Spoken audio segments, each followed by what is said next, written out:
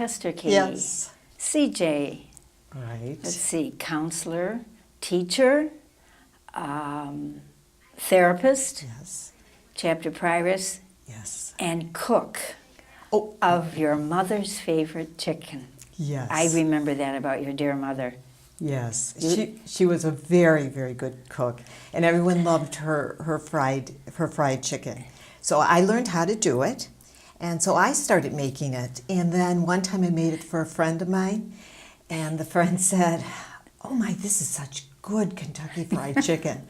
Well, I want you to know, they're off the chicken list. They do not get any more because it's quite labor intensive. It is. I remember your mom saying that. So anyway, speaking of your mom, can you give us a little background on your history, where you're from, schooling? Okay. I was born in St. Joseph, Michigan. My parents are Eric, and his parents, he grew up in St. Joe, but his parents emigrated from Prussia. His parents and an older sister, but they settled in St. Joe. And then my mom is Myra, or Miroslava. She's Croatian, and she emigrated to the United States when she was 14.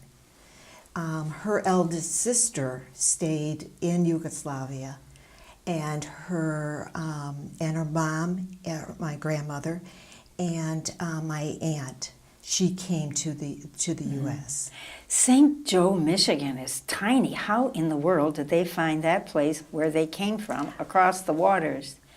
I'm not quite sure, but they met each other after the war. I think before the war. I think they were corresponding through some mutual friends.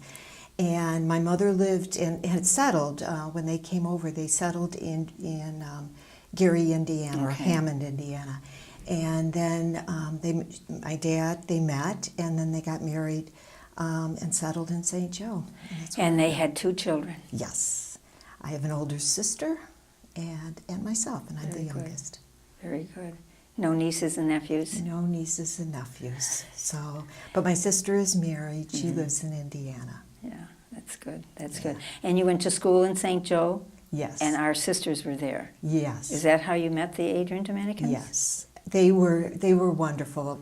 Started in first grade and graduated in 12th grade. It was a 1 through 12th grade school.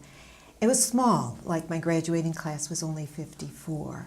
But the nuns were wonderful. Were really good nuns. And they were at that point, very young. So there was a lot of energy. And because it was a small school, the kids were always welcome over at the convent. So after games, we would go there. They were just very open and enjoyable to be around. The kids loved them, and I loved being with them. Was there a certain person, Adrian Dominican perhaps, that was a mentor or had an impression on you? I think they all did, especially like in the high school. Some of the sisters that taught me are now on campus and part of the chapter. Carol Bolin and Sister Betty Geis, they taught me math. Marian Copy was there, and she was very, very good to my mother when I made the decision to enter. She was very supportive. Was your mother happy about you entering? Oh no.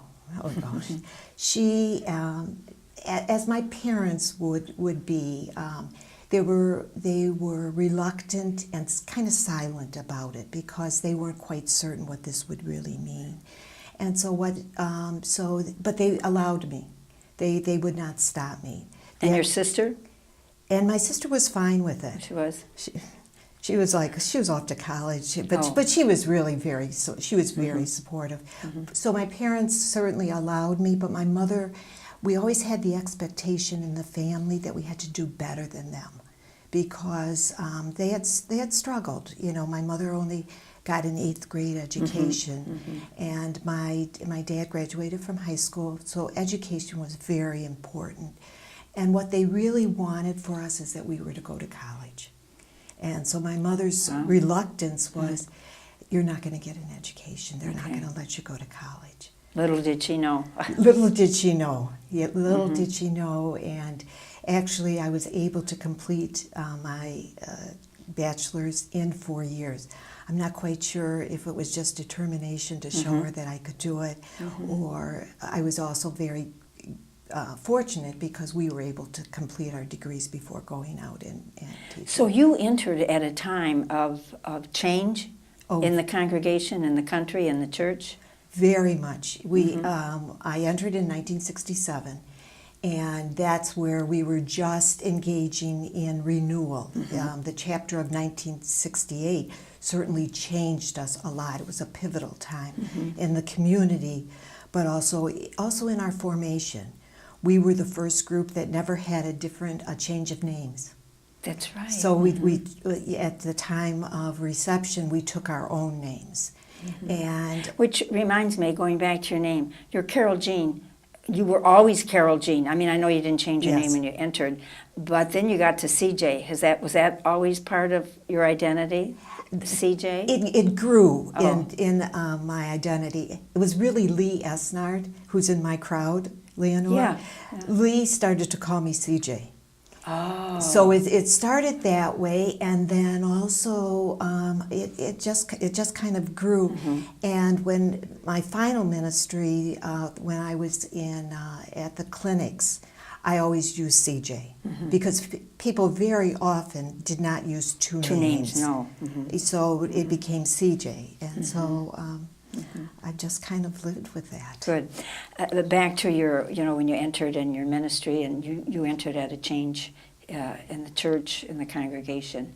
And you all worked after, you all left whatever you were doing and went out on weekends or nights and worked or something? We worked. I shouldn't say you went out at night. Night and worked. But Well, we did, yes. Yeah. Tell us about that. Oh, that was an interesting time because to be part of involved in the world, they really believed. I mean, it was that part that we weren't going to be separated from the world. I think that was part of the Vatican II, that we were to be with the people of God. So what happened was we were asked, in order to both finance and also have work experience, we went out and we worked part-time jobs. So my first job, when I was at Marygrove, I went there, and I lived at St. Teresa's Convent. I worked as a sales clerk in a boys' department. Where? At Best & Company at Northland. Yeah. Needless to say, That was a ways from St. Teresa's. Oh, yes. Yeah. And a ways from Marygrove. So we had Yeah. to take a bus there to get there to be there at 4 o'clock. We worked till 8 o'clock. Very often we would take a bus. I don't know if we took a bus home, but somebody would pick us up, and we worked. And then sometimes on Saturdays we worked a full day. By November, I found another job because I did not like selling boys' clothes. I didn't like selling clothes at all. I do not have any sales. If you want to buy it, buy it. If you don't, I don't care. So I was No commission. there was no commission, thank Oh. God, because I would have failed. Uh-huh. So then in November, I got a job with 3 other of our sisters. Were working at the National Bank of Detroit in downtown Detroit. And money was more up your alley. Well, money, yes, it was a better thing. I didn't have to sell anything. I just had to check stuff. I was a stock transfer checker. And so we worked from 4 to 8, Monday through Thursday, and we would Wow. go to the bus, take the bus to work in downtown Detroit on Woodward, and then we would take the bus home. Now this was after the riots. I was just going to ask you, that's the time of the riots. and we lived at St. Teresa's, Right, which right. was in the core of that area. And so we would take the Grand River bus Right. home. And then we would come home and try to continue, we would study. It was quite And grueling, but it really taught us the value of working. This is what most of the students did.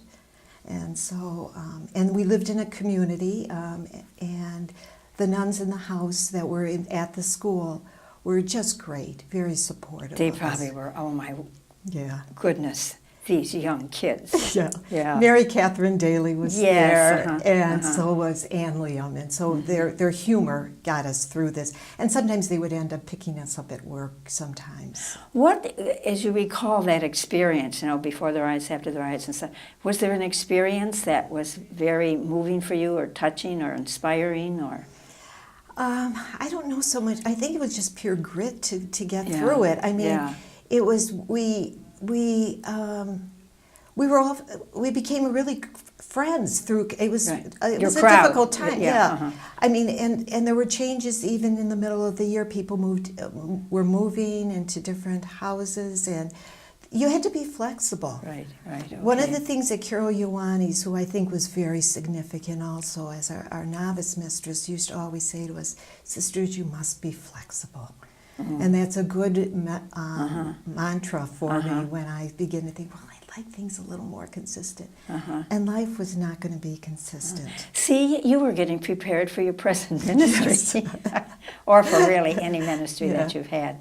Now, you made profession, and then you were sent out. I mean, did you stay in and study? I don't know what it was like back then. Okay, we got a choice if we wanted to stay at Siena to complete our degree or if we wanted to go out.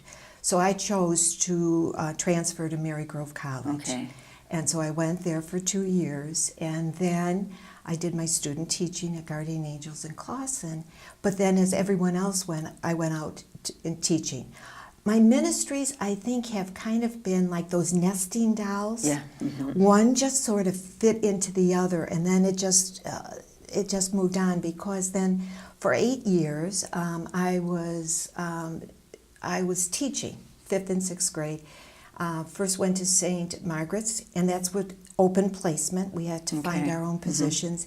And then went to St. Jude's, and at that point I was both studying for my master's. So I got my master's while I was there in guidance and counseling. Okay. And also while I was at St. Jude's, 2 significant events, I think, in my life occurred. My dad died very suddenly, and then I went from that real sadness and dealing with that to the other event that was very, well, it was a celebration because I made I made final profession. Okay. At that point.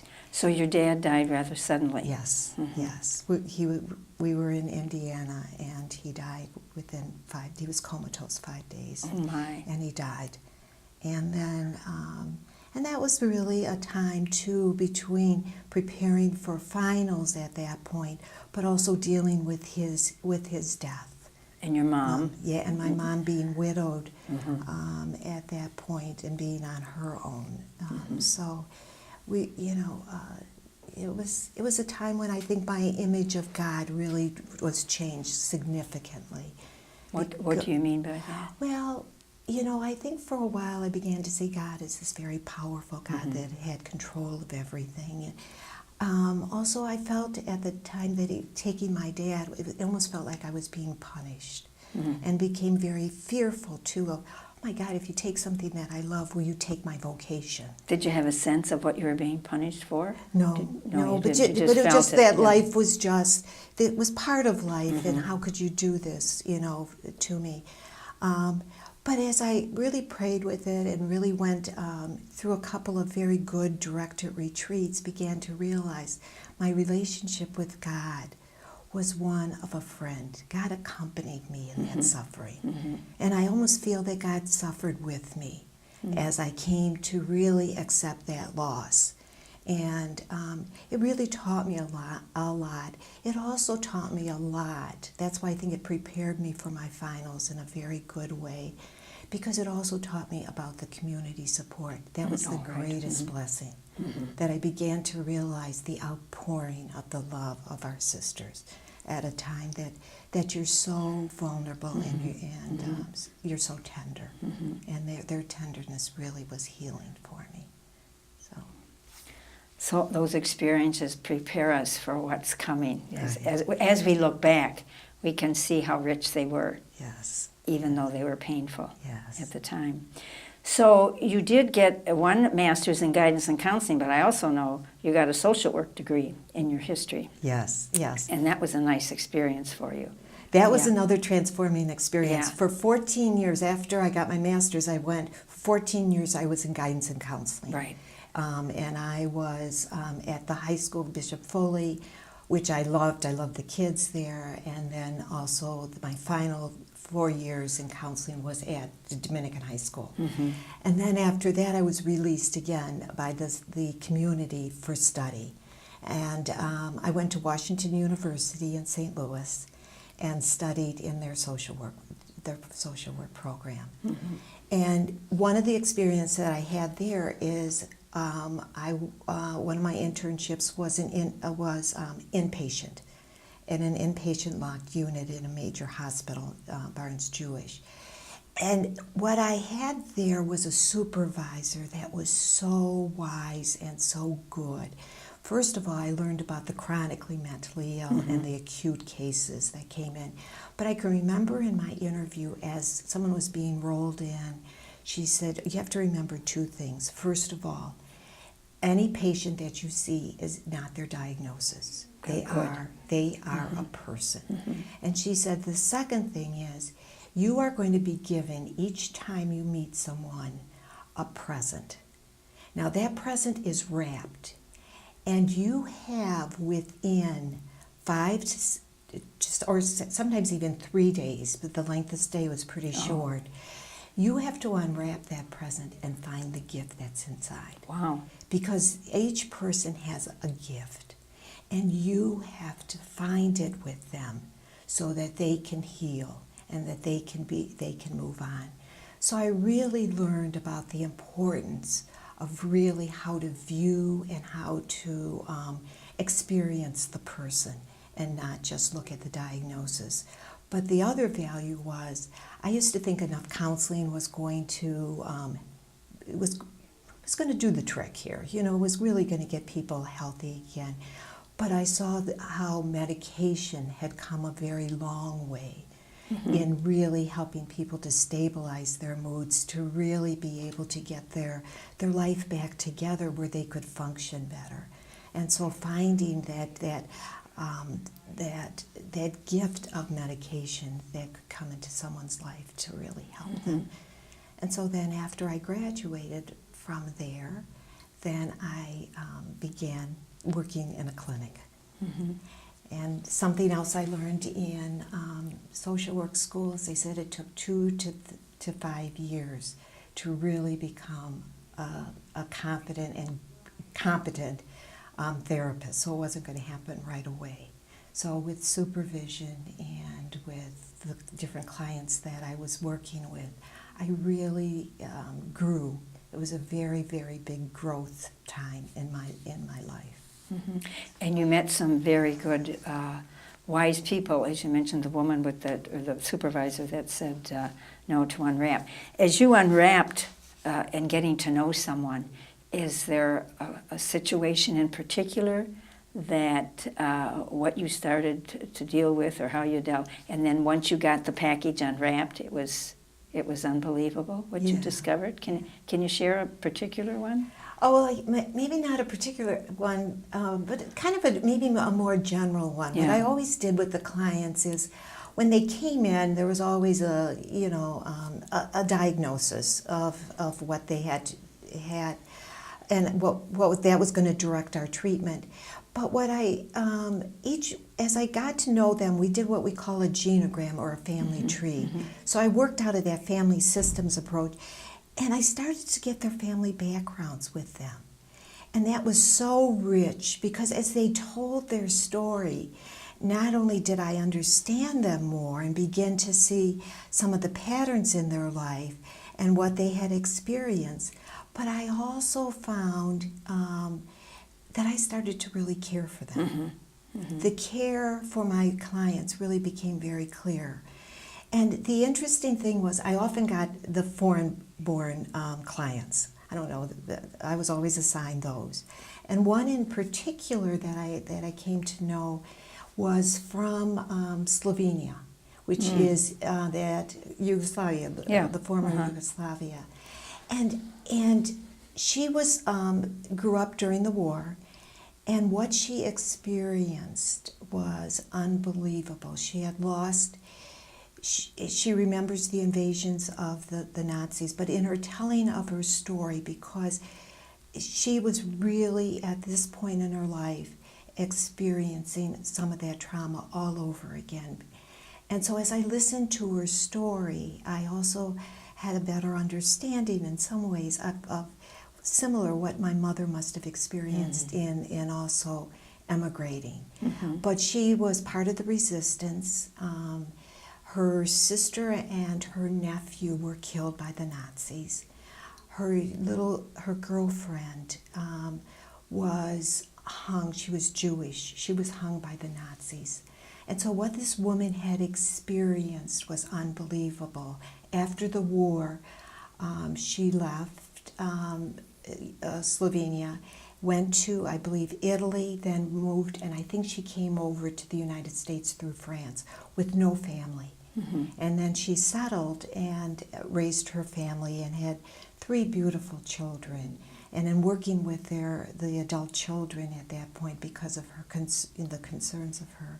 But I came to really just enjoy her a lot. Isn't it amazing when you think, I mean, I think of your parents, where they came from, and they ended up in St. Joe, Michigan, and then this woman who came from another country ends up in, wasn't it Port Huron or St. Clair? St. Clair. And all of a sudden, you know, the two of you are together for whatever, for you to become richer, and certainly for her to be okay and healed in another way, or as she continues, you know, her whole healing. So these experiences you've had, very profound. Is there a ministry in particular that, I mean, not to go into it, but that just pops into your mind as awesome, inspiring, transformative? You've mentioned a few ways. Yeah, I think that I think certainly the clinical work that I did was really transforming. Transforming for this, probably like the second half of my life. But I think the call I think that I received that I never expected was what I'm doing currently as chapter prioress. These have been 5 good years of being with our sisters and knowing the congregation and serving the congregation in this way. I've had many wonderful experiences, but it is in getting to know. It is in getting to know our sisters, and as you look at your present ministry, and you know, it's wonderful to be able to be of service with our sisters, but there's also many challenging times. Not to mention any names. Can you think of you know, what might be a challenging experience in your present ministry? I think some of the challenges are, until the sisters have come to trust. I think building that trust is very, very important, and coming to know them, and to really have an understanding of them. And I think some of the challenges are in the times of transition. One part that I really do like is when I'm able to discern with the sister when it's time for a time of transition. And that doesn't necessarily mean always coming into Adrian or coming home here. It's also sisters that are considering maybe studying or a change in ministry. So those are very good, and those are watching the sisters are sometimes some challenging things. But some of the challenges are when our sisters are experiencing decline, and how to tenderly hold them and help them to make that transition, because they don't want to move sometimes. You're kidding. Well, they're so settled. I know we all are. Their whole world is that. And as I hear Carol Ioanni's voice, sisters, you must be flexible. You know, and we have to be open to. We have to be open to that. Oh, now tell me, how do you relax? I like to read. Read. Okay. I love to be by the water. Now it's a little more challenging being on the west side of Detroit, you know, in Farmington Hills. But I just I love to be near the water and to read and to be outdoors. What are you reading right now? What am I reading right now? Well, I just finished the book on Cory Booker. Okay. And I'm reading